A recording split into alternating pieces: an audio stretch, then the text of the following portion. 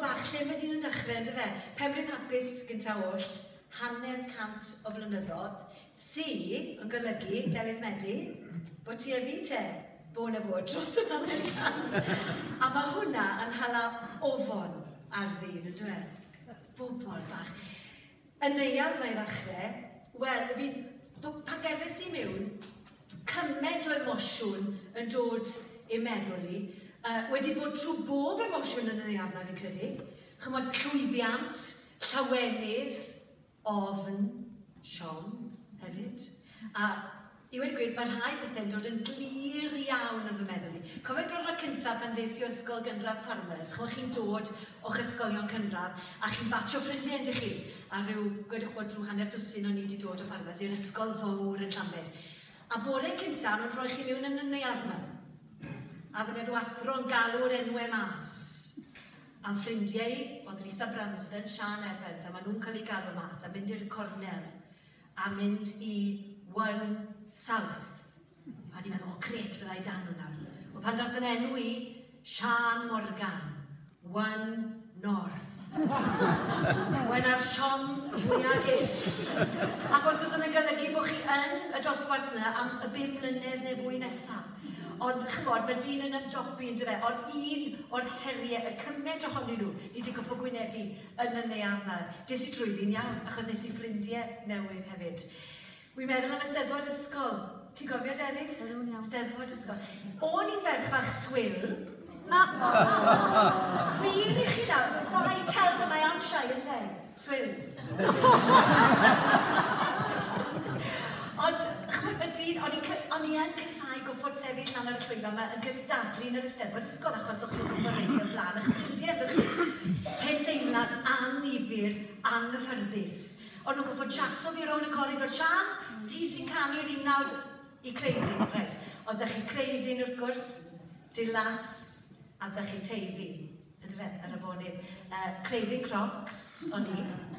Delyth, o ti yn Dilas, felly Dilas Donc, ife? Dilas Donc, so chi. A wedyn Teifi, oedd Hedydd yn Teifi, Teifi Tops. Cofio hynna? Felly dyna'r tri, neu Teifi Tops, fydden nhw'n gofio.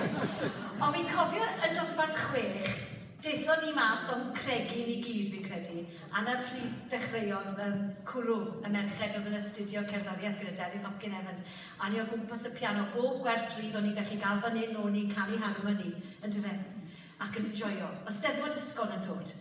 A fi'n cofio ambell i gystadleuaeth a mwynhau bod yn dosbarth 6, achos ni oedd in control ar y llwyfan yna.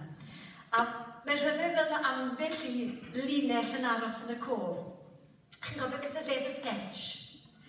A oedd y gystadleuaeth sketches y Clwb Ffermwyr Ifanc yn boblogaidd iawn. Oedd un sketch yn arbennig, sketch y toilet. Chi'n cofio hwnnw? A maddeuwch i fi, os fyddai gweud yr hyn fi'n mynd i weid. Ond oedd Leri Twynog a finnau. A oedd rhaid ni gystadlu bob beth. A gyda ni sketch y toilet, felly 2 hefenniw fach, falle yn dod i'r Steddfod, yn cwrdd yn y tŷ bach. Felly oedd ni 2 cubicle fan hyn ar y llwyfan, chi'n cofio? Felly o'n i ar wahân. A na gyd o'ch chi'n gweld oedd y cubicles am coesau ni am bloomers esgus ar lawr, ydw e. A ni sgwrsio yn gilydd fan ni. A fi'n cofio'r ymateb y gynulleidfa, achos o'n i tu ôl y sgrin. A'r sgript yn gorffen ar y diwedd y sketch y toilet, finnen rhyw ganu, non, tyfynydd, gyroiw. A Leri Twynog yn gweithio o'r cubicle arall, o, na bishyn caleg, meddi.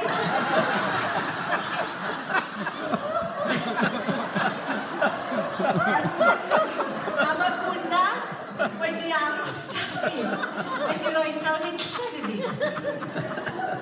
Ond yr ymateb fi'n credu, a ni fel criwbach Delyth yn cael blas o ymateb cynulleidfa, y cyfathrebu yna.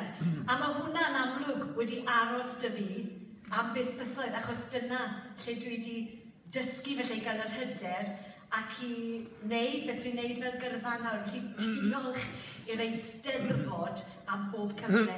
Pan o'n i'n cystadlu Eisteddfod Llambed wrth gwrs, mae gwynebau diri o'n gwmpas yr arweinyddion, y beirniad, y cyfeirnyddion, y rhieni wrth gwrs oedd yn dod yn ni, yn mynd yn ni. Mam a dad, maen nhw'n gyted hynny, mae mam ddim yn hwylus iawn, felly bydde yma o'n i fod i godydd i lan i ddod i'r Steddfod.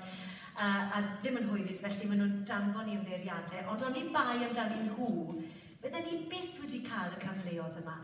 Cofio canu fan hyn ers yn Groten Fach, mae llun cute dy fi o Tŷ Delyth yn dy pigtails, pan oedd y babell i fyny yn yr Eisteddfod, wrth gwrs, yr y ceia gwylod yma. Delyth Myfanwy, credu Meinir Jenkins a finne a'n tystysgrifau fyny yn ymfalchio. A na ddechrau ar bethau, na fyd. A wy'n cofio hefyd cystadlu trwy'r adrannau i gyd, chwod yr 19 Caerdan, Tal y Weryn, trio'r offerynnau, y dwylo'n chwysu stecs o'r chwarae'r piano. Ac wrth gwrs yn cael llwyddiad weithiau, dim bob tro. Ond wy'n cofio un flwyddyn, Ray Morgan, yn gweud reit e ferched, mae rhaid i chi cystadlu yn y ddeuawd emyn, oedd yn gystadleuaeth fawr. Chymod, chi'n sôn am llon lle, a mae'n brydedig bod llon lle dy fi heddiw, diolch i chi. Ond mae'n gweud rhaid, mae rhaid ni gael i ddeuawd emyn yn erbyn yr hen stages i gyd a rhoi ofyn iddyn nhw. A beth yw isodd i ni gael i Delyth, pwyso ar ei fraich. Ti'n cofio? Mae'r gwres yn dod ôl at ei nawr wrth sefyll fan hyn. Delyth a finne, Delyth yn cael yr alaw a finne'r ddysgant.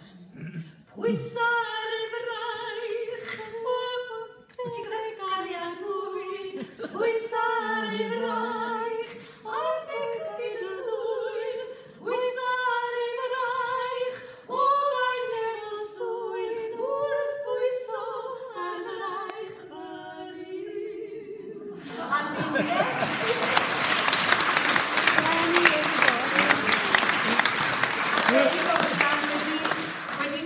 finne, a wrth gwrs y geithon ni'r wobr gynta a'r teimlad na bod ni wedi cael y llwyddiant yn erbyn yr ai hun i gyd. Braf dros ben. Allen ni fynd mlaen a diflasu chi'n llwyr. Fi'n gwybod. Ond, dyw bywyd ddim yn fel i gyd yn dyfe, fel chi'n gwybod. Ond dwi'n diolch am fy ngyrfa i fel perfformwraig. A fi sy'n dysgu fel oedd Delyth yn gweud, ond oedd yr ystan y perfformio yno fi o hyd, a fi mor falch bod fi wedi mynd ati i wneud hynny a mwynhau pob eiliad. Mae bywyd yn bach o performance, yn dweud, mae'n performance i godi bob bore wedi'i. Fi'n gweud eitha reit. Ond o'n i'n sôn bod bywyd ddim yn fel i gyd, o'ch chi'n gwybod, mae'n 10 mlynedd i fi Siemedi sy'n dod. O'ch chi'n sôn am yr Elusen Amser Justin Time, Ed Cof am Justin, wel 10 mlynedd wedi mynd i bo, byddwch chi Fismedi ers colli Justin. Ond, mewn y rhyfedd beth yw, pan i chi'n gorfod gwynebu'r her fel hyn, mae rhyw nerth neu rhyw gryfder yn dod o rywle, a ar ôl colli yr annual Justin, gwrs, es i mlaen i wneud pethau mwyaf dwl fy mywyd. Mae cystadlu'n un peth, ond mae hwn dda saff i gymharu â raso ceffil yng Ngwyl Cheltenham, concro Kilimanjaro, ac areithio yn Steddfod Llampet. Credwch chi fi, wedyn nhw ysdi stecs, ond mae'n rhyfedd yn dyfod amser, mae penodau'n dod a chi'n dysgu i ymdopi mewn bywyd. Ta beth, dwi'n gwerthfawrogi pob cyfle dwi'n cael, a dwi'n gwerthfawrogi iechyd hefyd, fel dwi'n siŵr bod chi'n yn neud. A diolch i chi, gael gymryd y cyfle fan hyn, i diolch i chi, fy ffrindiau, cyfeillion, Llambed, am yr holl gefnogaeth i chi wedi roi i fi yn bersonol dros y blynyddoedd ddiwethaf. Chi wedi bod yn ffantastig. Wedi roedd emosiynol yn gweud hynny. Diolch yn fawr iawn i chi. Wy'n dymuno pob llwyddiant i'r Eisteddfod, a gael gymryd cyfle, gan bod fi wedi sôn am Justin Time, mae yna cyngor gwych yn dod o Delyth, Cor a Steffan Rhys Hughes, Charlie Lyfel, Medi'r unfed ar 15, fan i'n Delyth, yn theatr yn Ddelyn Fach, mwy o le. 2 sittings? Fi'n siŵr bydd i'n noswaith i gofio, gobeithio gallai bod yna wedi gefnogi di, ond mae'n heiddi datliad yn rhan o'r camlynedd. I ni yn cael cyngor, gan bod fi yma, mae Nelly Selwyn wedi dod, a fe sy'n lan y bont ddo, achos un o'r Eisteddfodau Pontyfedryn wrth gwrs, yn ei recu atgoffa'n un o'r pafiliwn fyny, a mae cyngor mor eddog, dyn ni hefyd, i gofio'r 10 mlynedd, i nodi'r 10 mlynedd, rhowch e lawr yn y dyddiadur, yr 8 ar 20 o Hydref. A mae yna line-up mawr eddog nes, felly os gallwch chi ddod, then ni'n falch iawn i weld chi yna yn y pafiliwn fyny hefyd. Bydd Nelly yn sel, y byddwch chi'n Nelly. Fel mae'n dda wneud a Selwyn hefyd yn gwerthfawrogi hynny'n fawr. Allai ddiolch i dau. Goffes i ddod ar gyd. Dwi'n mynd ddyn eisteddfod i wedi gyda naturiol. Bachan o'r byd chwaraeon yw naturiol. Ei frawd yn gerddorol iawn yn chwarae i'r symffoni gerddorfa yn Llundain. Dau yn, sereni yn byd y bootcamp. Sych chi'n ei bootcamp yn Llambed? Mae dau yn cynnig sesiwn am ddim i chi. Ar ôl yr araith fyna. Cael twymo lan i'r gadeirio, yeah? Is that right, Dai? Yeah? Free session with every speech, you said. Thank you, diolch Dai yn bod da fi heddi, mae'n meddwl y byd yn gefnogol. Yeah, diolch.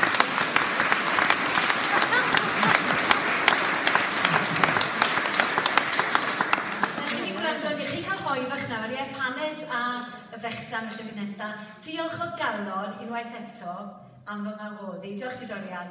A diolch i Bwyllgor Llambed, y ffrindiau i gyd. Fi'n gweld gormod i enwi pawb, ond diolch yn fawr i chi am yr un i chi wedi rhoi i fi.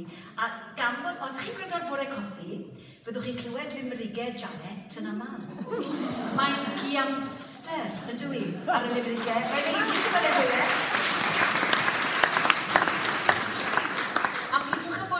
Yn ofnus, cysylltwch dan i'r bore coffi ar BBC Radio Cymru, achos eich rhaglen chi yw, eich gwasanaeth chi yw, ewy'n joio. Dwi ddim yn swydd, mae'n 2 awr o bleser yn nghwmni y genedl. Felly, cysylltwch o'ch mae'n trio, mae Odwyn o'n arch yn dda hefyd, mae fe'n hana melli rybrig, y diwedd.